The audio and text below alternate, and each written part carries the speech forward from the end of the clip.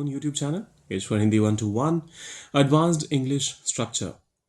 कभी कोई चीज़ आसान लगती हो, कठिन लगती हो, असंभव लगती हो, तो इन तरह के स्टेटमेंट्स जो होते हैं, उनको कैसे ट्रांसलेट करते हैं? 10 हैं और 10 के 10 काफ़ी डिफरेंट हैं, अपने आप में अलग हैं। लेकिन इन सबको ट्रांसलेट करने के लिए हम एक ही फॉर्मूला यूज़ करेंगे। लेकिन उन सबसे पहले सब्सक्राइब, लाइक और शेयर ये बेहद ज़रूरी है। अब जैसे व्यूअर्स के लिए तो ये फ्री है, लेकिन हमें करता है काफ़ी इनकरेज। तो करते हैं शुरुआत। सबसे पहली चीज़, फॉर्मूला क्या है? तो फॉर्मूला होता है कुछ यूं। आप पहले कहते हैं फाइंड इट, फिर उसके बाद जो भी एडजेक्टिव आपको लगता है इस्तेमाल होना चाहिए उसका इस्तेमाल करते हैं, और फिर आप इस्तेमाल करते हैं टू का, और फिर जो भी बेस वर्ब होता है वो इस्तेमाल इसका तब होता है जब आप किसी चीज को करने में आसानी महसूस करते हो या फिर मुश्किल आपको लगती हो। तो दोनों ही केसेस में इसका इस्तेमाल होता है। एग्जाम्पल से आप बेहतर समझेंगे। करते हैं शुरुआत। मुझे अंग्रेजी बोलना कठिन लगता है, तो मुझे के लिए आप आई का इस्तेमाल करेंगे। उसके बाद फाइंड इट का तो इस्तेमाल होगा ही होगा, ये तो आपको पता ही है, फॉर्मूला हमने पहले डिस्कस कर लिया है। अब एडजेक्टिव, कठिन के लिए एडजेक्टिव आप कहते हैं difficult. I find it difficult to, वो भी फॉर्मूला का ही पार्ट है।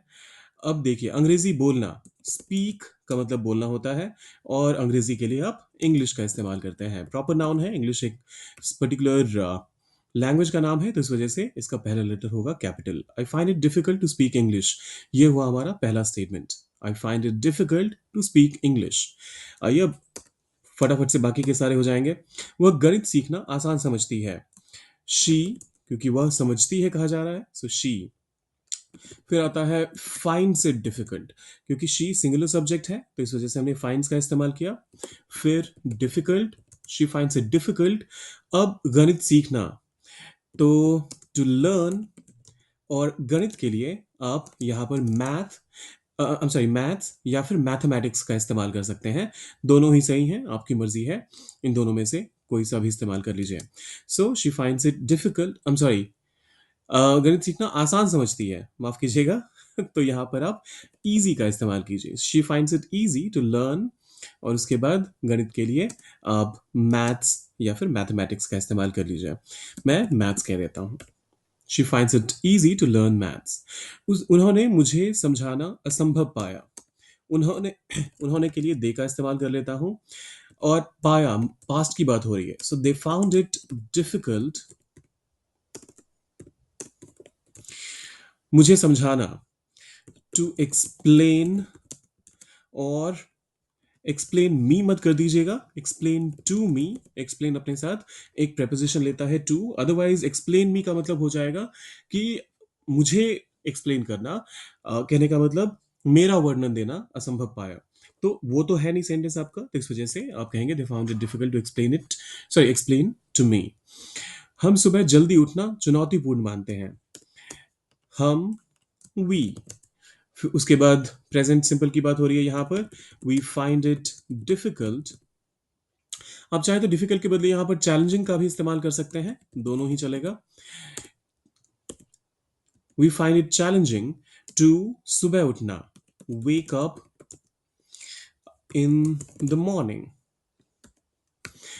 We find it challenging to wake up, अच्छा, सुबह जल्दी उठना, so we find it difficult to wake up early in the morning. We find it difficult to wake up early in the morning. आप यहाँ पर in the morning को हटा भी सकते हैं। सुबह जागने का ही मतलब होता है, जब कभी भी जागने की बात होती है तो सुबह जागने की ही बात होती है। तो in the morning नहीं भी कहेंगे तब भी चलेगा, मतलब सेम ही रहेगा। बच्चे को सिखाना मजेदार लगता है। We find it, अब देखिए, मजेदार के लिए आप इंटरेस्टिंग या फिर फन का इस्तेमाल कर सकते हैं। We find it interesting to, बच्चे को सिखाना, तो इसके लिए आप टीच वर्ड का इस्तेमाल कर सकते हैं। We find it interesting to teach the child, और अगर एक से ज्यादा लोगों की बात हो रही है, एक से ज्यादा बच्चों की बात हो रही है, तो चिल्ड्रन का इस्तेमाल कर सकते हैं आप। उसने घर साफ करना थकाऊ पाया। चलिए, शी के बदले इस बार ही का इस्तेमाल कर लेते हैं।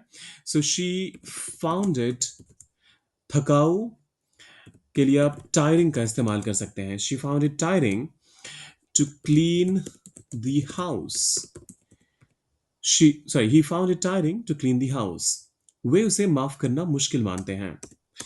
They find it मुश्किल के लिए आप फिर से डिफिकल्ट का इस्तेमाल कर सकते हैं. They find it difficult to और माफ करने के लिए आप forgive का इस्तेमाल कर सकते हैं. So forgive उसे मान लेते हैं किसी लड़के की बात हो रही है तो हिम. यही अगर लड़की की बात होती तो हर का इस्तेमाल कर सकते थे. यहाँ क्योंकि क्लैरिटी नहीं है कि एक लड़के की बात हो रही है या फिर लड़की की, तो मैंने यहाँ पर हिम का इस्तेमाल कर लिया. They find it difficult to forgive him. They find it difficult to forgive him. मुझे नए लोगों से मिलना दिलचस्प लगता है. आई फाइंड इट दिलचस्प, interesting, to meet new people. I find it interesting to meet new people. फिर आता है वह परीक्षा पास करना आसान समझेगा. अब फ्यूचर टेंस में आ गया. हमने अभी तक प्रेजेंट और पास्ट की बात करी थी, ये वाला फ्यूचर में आ गया.